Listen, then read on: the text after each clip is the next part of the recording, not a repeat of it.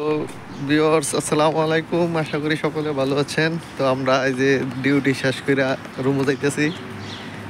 রুমের অবস্থা বলতে গেলে মাশাআল্লাহ অনেকই খারাপ, কোম্পানির রুম। তো চাচা, আপনার একটা ইন্টারভিউ নেই। আপনি বিদেশে এলেন কতদিন হইল? কয়দিন হয়েছে? আপনি বিদেশে এসেছেন কতদিন হয়েছে? হ্যাঁ, যাই হোক 8-9 মাস হয়েছে। আপনি কুয়েতের সুযোগ সুবিধা কেমন পেয়েছে? খুব ভালো। আপনার স্যালারি কেমন, বেতন কেমন কোম্পানির? 24,000। তো দেখতেই পাচ্ছেন কি চাচা কি বলতেছে, কোম্পানির বেতন মাত্র 24,000।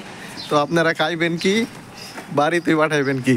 তো আপনারা কুয়েত আসেন, 24,000 টাকা কামাইন মাসে, ঠিক না? আইয়া ঠেলা খাইয়া যাইন।